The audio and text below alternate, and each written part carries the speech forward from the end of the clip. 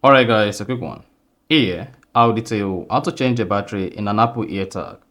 So if at the end of this you found this helpful and informative, please don't forget to like and then subscribe. Now, to change the battery in an Apple AirTag, you need to open the Apple logo that covers the AirTag.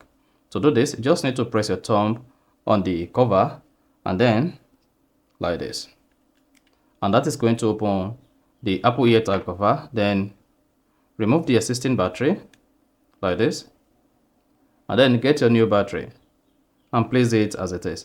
Make sure the positive side is facing up while the negative side is facing down.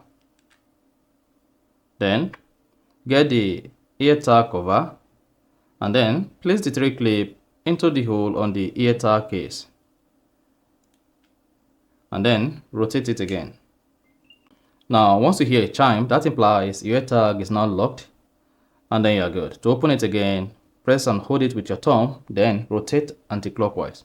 And that is it. So that is exactly how to change the battery in an Apple AirTag. So if you found this helpful and informative, please don't forget to like and then subscribe.